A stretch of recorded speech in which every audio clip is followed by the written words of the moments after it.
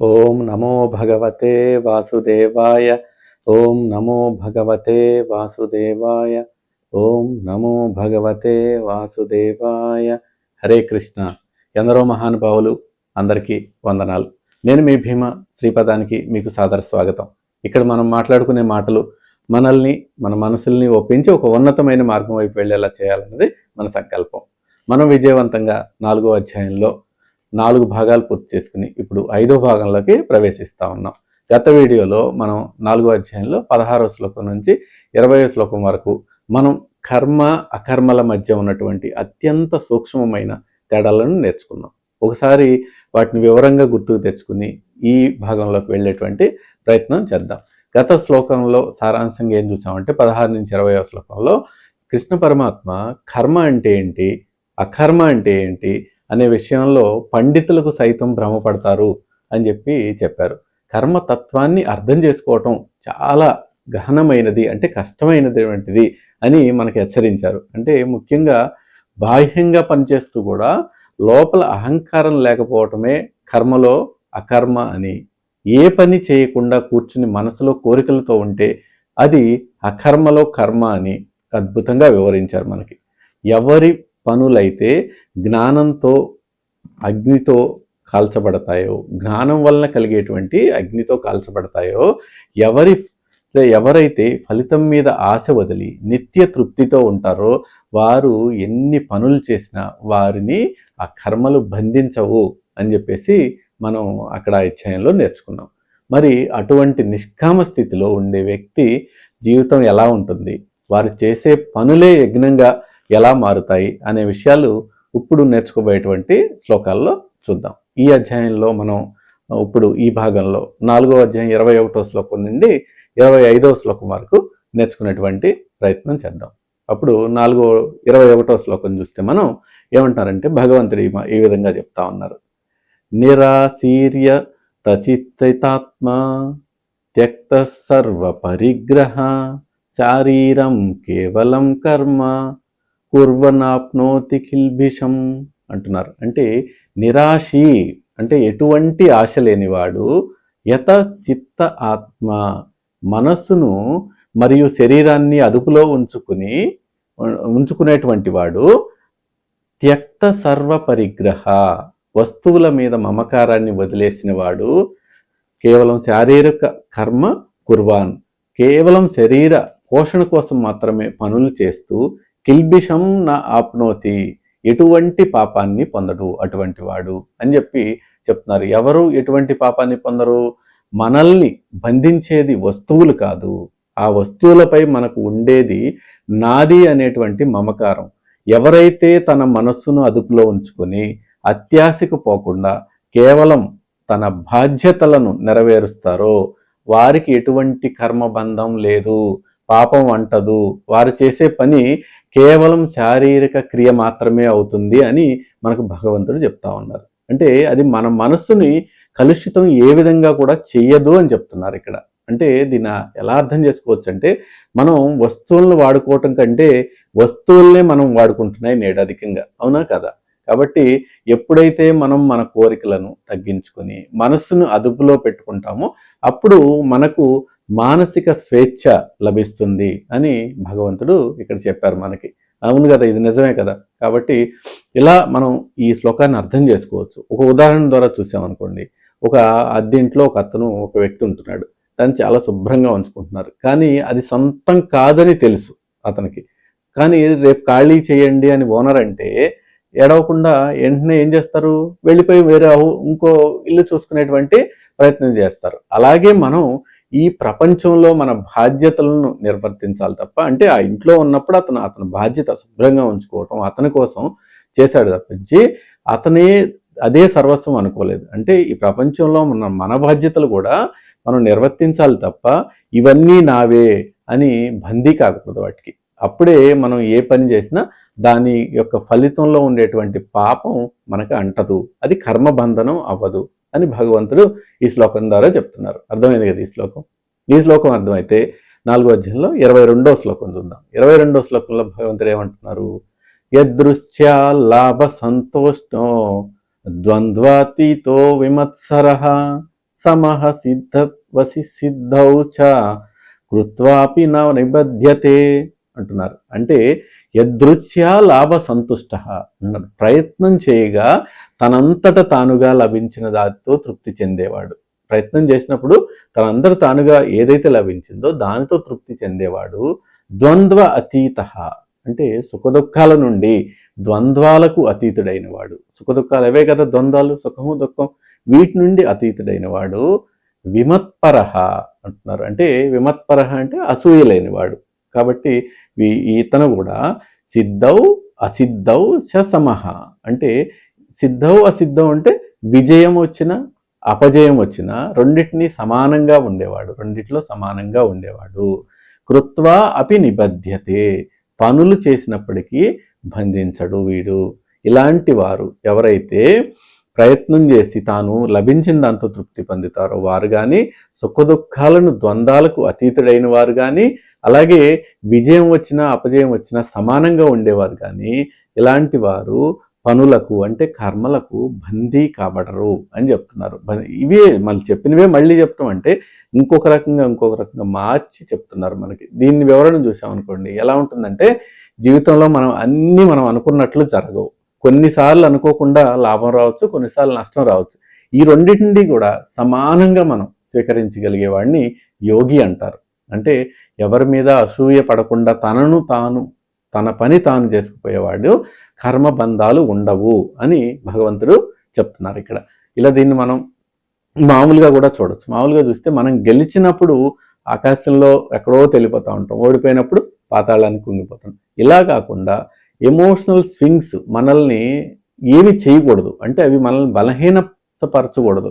అలా బలహీనతపరచకుండా సమత్వం పాటించగలిగితే, ఏ పరిస్థితినైనా ప్రశాంతంగా ఎదుర్కోగలిగితే అది మన మానసిక ఒత్తిడిని కాపాడుతుంది, మానసిక ఒత్తిడి నుంచి దూరం చేస్తుంది మనల్ని. ఇలాంటి సాధన చేయాలి మనం అని చెప్తున్నారు. ఇది మనం భౌతికంగా ఒక ఉదాహరణ చూసామనుకోండి, ఏముంటుంది, ఒక వ్యాపారి తన శ్రమంతా పెట్టి వ్యాపారం చేశాడు అనుకుందాం. లాభం వచ్చినా నష్టం వచ్చినా ఇది దైవ నిర్ణయం అని ప్రశాంతంగా ఉండగలిగితే అతను మళ్ళీ కొత్త ఉత్సాహంతో పనిచేయగలడు. ఎందుకంటే అందులో నష్టం రావచ్చు, నష్టం వచ్చినా లాభం వచ్చినా ఒకే రకంగా తీసుకుంది కనుక అతను పనిచేయగలిగితే అతను ప్రశాంతంగా ఉండి కొత్త ఉత్సాహంతో, ఒకవేళ నష్టం వచ్చినా కొత్త ఉత్సాహమే, అలాగే లాభం వచ్చినా కొత్త ఉత్సాహంతో పనిచేయగలడు. ఇలా పనిచేస్తేనే బాగుంటుంది, ఇది మనస్సుకి శాంతినిస్తుంది అని చెప్తున్నారు. అలాగే ఇతరులను చూసి కూడా అసూయ పడకూడదు. ఎదుగుదలను చూసి సంతోషించడం వల్ల మన మనసు పవిత్రం అవుతుంది, వారి ఎదుగుదలను చూసి మనం సంతోషించడం వల్ల. అంతేగాని అసూయ పడటం వల్ల ఇంకా మనకే అది సమస్యలు కొని తెచ్చిపెడుతుంది అని ఈ శ్లోకాన్ని మనం ఇలా అర్థం చేసుకోవచ్చు. 22వ శ్లోకాన్ని అర్థమైంది కదా ఈ శ్లోకం అర్థమైతే 23వ శ్లోకం చూద్దాం. 23వ శ్లోకంలో ఏమంటున్నారు భగవంతుడు, గత సంగస్య ముక్తస్య జ్ఞానావస్థిత సేతస యజ్ఞాయాచరత కర్మ సమగ్రం ప్రవీలియతే అంటున్నారు. అంటే గత సంగస్య, సంగత్వం అంటే మమకారం లేనివాడు, సంగత్వం లేనివాడు, ముక్తస్య రాగద్వేషాల నుండి ముక్తుడైన వాడు, అలాగే జ్ఞాన అవస్థిత చేతన ఎల్లప్పుడూ జ్ఞానమందే స్థిరమైన చిత్తం కలవాడు అని అర్థం. యజ్ఞాయ ఆచరత అంటే యజ్ఞం కోసం, అంటే భగవత్ ప్రీతి కోసం కర్మలు చేసేవాడు, వాడి యొక్క సమగ్ర కర్మ ప్రవీలియతే అంటున్నారంటే కర్మలన్నీ పూర్తిగా నశించిపోతాయి. వారు ఏ విధమైన కర్మలు చేసినా కానీ ఇలాంటి వారు మమకారం దేని మీద లేనివారు కానీ, రాగద్వేషాల నుంచి ముక్తుడైన వాడు కానీ, అలాగే ఎల్లప్పుడూ జ్ఞానం అందే స్థిరమైన చిత్తం గలవాడు కానీ, ఇలాంటి వారందరూ కూడా భగవత్ప్రీతి కోసం కర్మలు చేసేవారందరూ కూడా ఒకవేళ ఎలాంటి కర్మలు చేసినా ఆ కర్మలన్నీ కూడా పూర్తిగా నశించిపోతాయి అని భగవంతుడే చెప్తున్నారు. అంటే మనం చేసే పని స్వార్థం కోసం కాకుండా అది ఒక యజ్ఞంలా సమర్పణ భావంతో చేసినప్పుడు ఆ కర్మ మనల్ని బంధించదు. ఎన్నోసార్లు చెప్పారు ఇది, మనం యజ్ఞభావంతో చేయాలి అని. కాబట్టి జ్ఞానంతో చేసే పనులన్నీ కూడా మంచులాగా కరిగిపోతాయి. అంటే వాటి వల్ల వచ్చే పుణ్య పాపాలు మనకు అంటవు అని ఇక్కడ భగవంతుడి యొక్క ఉద్దేశం. ఎలాంటి పుణ్యం వచ్చినా ఎలాంటి పాపం వచ్చినా కానీ అది మనకి అంటదు అని అర్థం చేసుకోవాలి మనం. దీన్ని మామూలుగా మనం జనరల్గా ఆలోచించి చూస్తే ఏంటంటే, మనం ఏదైనా ఒక పని చేసినప్పుడు నేను చేస్తున్నాను అనే అహంకార బంధాన్ని మనకి ఒక అహంకారం ఏదైతే ఉంటుందో అది మనకు బంధాన్ని కలిగిస్తుంది. కాబట్టి నేను చేస్తున్నానటువంటి అహంకారాన్ని నుంచి దూరంగా ఉండాలి. ఆ పనిని ఒక ఉన్నతమైన లక్ష్యం కోసం, అంటే ఒక యజ్ఞం కోసం అంకితం చేసినప్పుడు ఆ అహంకారం కరిగిపోతుంది మనలో. ఇది మనల్ని మానసిక బరువు నుండి విముక్తం చేస్తుంది. మానసికమైనటువంటి బరువులు ఏవైతే ఉన్నాయో వాటి నుంచి విముక్తం చేస్తుంది అని చెప్తున్నారు. మనం ఒక భౌతిక ఉదాహరణ చూసామనుకోండి, ఒక హోటల్లో ఒక వంటవాడు ఉన్నారు. అతని జీతం కోసం పని చేస్తూ ఉన్నారు, అంటే అతను ఆ కర్మ చేస్తూ ఉన్నారు. అంటే అదే వ్యక్తి ఒక ఆశ్రమంలో భగవంతుడికి ప్రసాదం చేయటం, అది కూడా వంటే కదా, ప్రసాదం చేయటం లాంటి కర్మ చేస్తున్నారు అనుకోండి, అంటే అది యజ్ఞం. ఒకటి కర్మ అయింది, ఒకటి యజ్ఞం అయింది. అంటే పని ఒక్కటే, అక్కడ చేసేటువంటి భావన మారింది, పని చేసేటువంటి భావన మారింది. కాబట్టి మనం ఏ పని చేసినా దైవార్పణంగా చేస్తే, అతను హోటల్లో వ్యక్తి కూడా ఆ భావంతో చేయగలిగితే బాగానే ఉంటుంది, కానీ అక్కడ ఆ భావంతో చేయలేరు, ఇక్కడ ఆశ్రమంలో ఆ భావంతో చేయగలరు. కాబట్టి ఇలా ఏ పని చేసినా దైవార్పణ భావంతో గనక చేస్తే అది యజ్ఞమే అవుతుందని భావించాలి మనం. ఇలా భగవంతుడు మనకి చెప్తున్నారు, ఏ పని చేసినా నువ్వు యజ్ఞ భావంతో చెయ్యి, అప్పుడు ఆ కర్మ ఫలితాలు నీకు అంటవు అని చెప్తున్నారు. అవే కదా అన్ని శ్లోకాల్లో చెప్తుంది కూడా. అలా అర్థమైంది కదా 23వ శ్లోకం. ఈ 23వ శ్లోకం అర్థమైతే మనం 24వ శ్లోకం చూద్దాం. 24వ శ్లోకంలో భగవంతుడు ఏం చెప్తున్నారు, ఇది కూడా భావన ఎలా చేసుకోవాలి అనేది చెప్తున్నారు. ఇది చాలా ముఖ్యమైన శ్లోకం. ఈ యజ్ఞ భావన మనం ఎలా చేసుకోవాలి అనేది చెప్తున్నారు. ఏం చెప్తున్నారు ఈ శ్లోకంలో?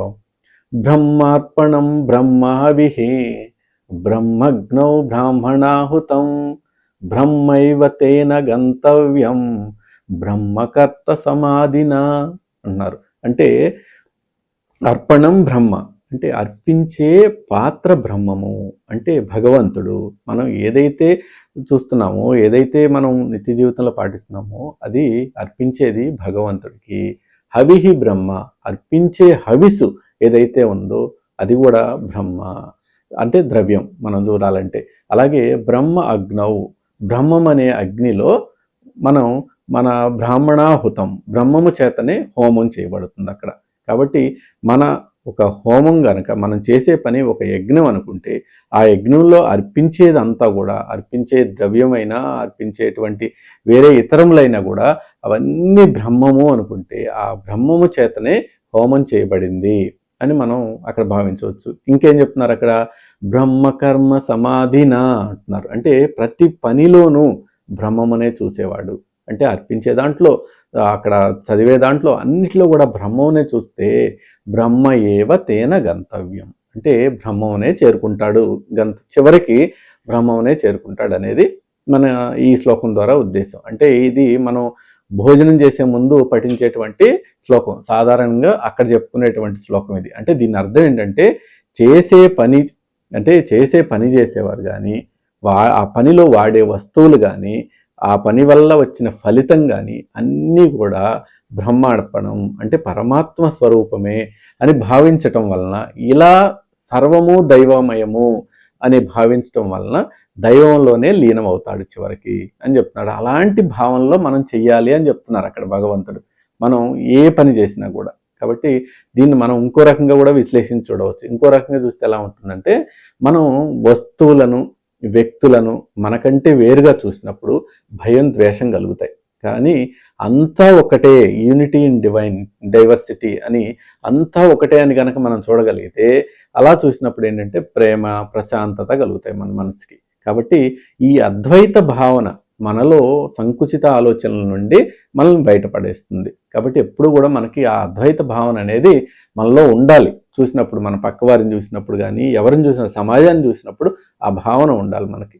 ఇది మనం ఇలా అర్థం చేసుకోవచ్చు ఈ శ్లోకాన్ని. ఇలా మనం దీన్ని ఒక భౌతికమైనటువంటి ఉదాహరణ ద్వారా చూసాం అనుకోండి. ఈ భౌతిక ఉదాహరణలో ఏముంటుంది, మనం భోజనం చేసేటప్పుడు ఆ అన్నం, తినేటువంటి అన్నం దేవుడు అనుకోవాలి, అది తింటున్నది కూడా దేవుడు, ఆకలి తీర్చే శక్తి దేవుడు అని భావిస్తే ఆ భోజనం మనకు అమృతం అవుతుంది. అలాగే ఆఫీస్లో మనం వాడే కంప్యూటర్, చేసే పని, ఇచ్చే జీతం అన్నీ ఆ పరమాత్మ స్వరూపాలే అనుకున్నాం అనుకోండి, అప్పుడు ఆ పనిలో మనం ఎంత పని చేసినా కానీ విసుగు అనేది రాదు. కాబట్టి అంటే అలా చేయమని కాదు ఉద్దేశం, ఉదాహరణకు అది చెప్పుకున్నాం. అలా మనం ప్రతిదీ బ్రహ్మాత్మార్పణం, బ్రహ్మ గురించి, ఆ పరమాత్మ స్వరూపం అన్నట్లు మనం చేయాలి. చేస్తే మనకి ఏ పనిలో కూడా విసుగు అనేది రాదు అని చెప్పి భగవంతుడు చెప్తున్నటువంటి మాట. అర్థమైంది కదా ఈ 24వ శ్లోకం. 24వ శ్లోకం అర్థమైతే ఇప్పుడు 25వ శ్లోకం చూద్దాం. 4వ అధ్యాయంలో 25వ శ్లోకంలో భగవంతుడు ఏం చెప్తున్నారు?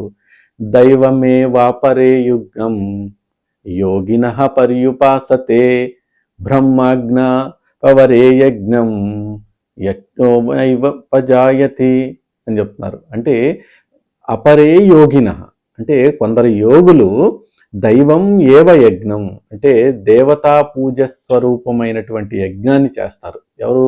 కొందరు యోగులు.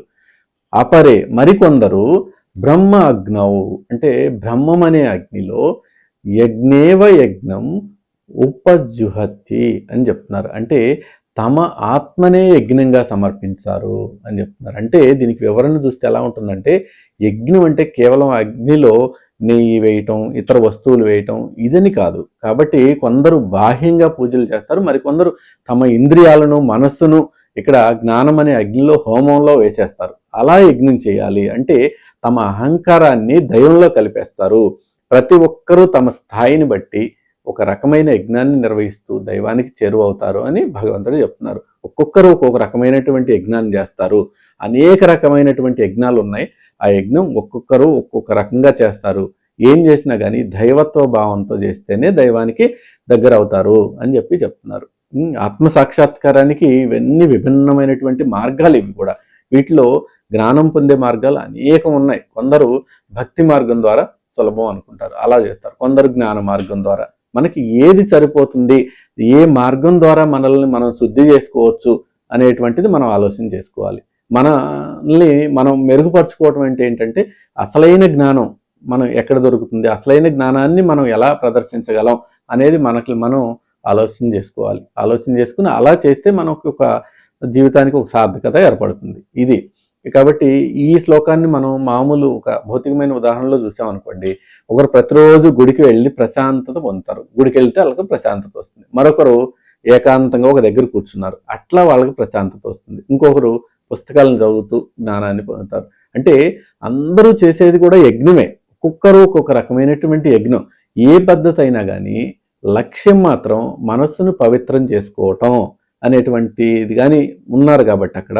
సో అది ఏ మార్గంలో వచ్చినా కూడా వాళ్ళు చివరికి లక్ష్యం ఒకటే అవుతుంది. కాబట్టి మనం ఎటు వెళ్తున్నాము, ఏ మార్గంలో వెళ్తున్నాము, అది మనల్ని మంచిగా మారుస్తుందా లేదా అనేది మనం అక్కడ చూసుకోవాలి. అలా చూసుకుంటే కనుక మనకు చేసేటువంటి జీవితంలో చేసేటువంటి అన్ని రకాల యజ్ఞాలు కూడా, అన్ని రకాల కార్యాలు కూడా మనల్ని దైవం వైపే తీసుకువెళ్తాయి. ఇలా మనం మానసిక ప్రశాంతత పొందవచ్చు అని ఈ శ్లోకాలన్నీ కూడా మనకి ఆ యజ్ఞంలో ఉండేటువంటి విశిష్టతను మనకి చెప్తున్నాయి. కాబట్టి ఇలా భగవద్గీతలో మనం ప్రతి శ్లోకాన్ని మనం నేర్చుకుంటూ భగవంతుడి గురించి అనేక విషయాలు తెలుసుకుంటా ఉన్నాం. ఆయన చెప్పిన బోధనల గురించి అనేక విషయాలు తెలుసుకుంటా ఉన్నాం. ఇలా భగవద్గీతను అన్వయించుకుంటూ మనం మన జీవితాలకి మీకు నచ్చిందని నేను భావిస్తా ఉన్నాను. ఇప్పటి వరకు మనం పనులను యజ్ఞంలా ఎలా చేయాలనేది చూసాం. ఇక్కడ పనులు రకరకాల పనులు చూసాం కదా, వాటిని యజ్ఞంలా ఎలా చేయాలి. అయితే యజ్ఞాలు కేవలం పూజలు మాత్రమే కాదు అని చెప్పి భగవంతుడు తదుపరి శ్లోకాల్లో చెప్తారు. యజ్ఞాల గురించి చాలా బాగా వివరిస్తారు. అంటే ఇంద్రియాలను అదుపులో ఉంచుకోవటం కూడా ఒక యజ్ఞం. అలాగే మనం చేసేటువంటి ప్రాణాయామం, యోగక్రియలు, ఎన్ని యోగక్రియలు మాట్లాడతారో ఆయన. ప్రాణాయామం ఒక యజ్ఞం. అలాగే మనం చేసేటువంటి సాధనలు, ఎన్ని సాధనలు ఉన్నాయి అవి ఒక యజ్ఞం. అలాగే మనం వీటన్నిటిలో అత్యుత్తమైనది జ్ఞానయజ్ఞం అని చెప్తారు అక్కడ. కాబట్టి వచ్చే భాగంలో యజ్ఞాల్లో ఉన్నటువంటి అనేక రకాల యజ్ఞాల గురించి భగవంతుడు మాట్లాడతారు. ఇవన్నీ కూడా తప్పకుండా మిస్ అవ్వకుండా వచ్చే వీడియోని కూడా చూసేటువంటి ప్రయత్నం చేయండి. అలా ఈ భాగం మనకి ఇలా చెప్పడం, మన జీవితానికి అన్వయించుకోవటం ప్రతి శ్లోకాన్ని మీకు నచ్చిందని భావిస్తున్నాను. మీకు నచ్చినట్లయితే మన ఛానల్ శ్రీపదాన్ని సబ్స్క్రైబ్ చేసుకోండి. ఇలాంటి మంచి విషయాలు అనేక మందికి చేరేటువంటి అవకాశం కల్పించండి. నమస్కారం, మీ భీమ.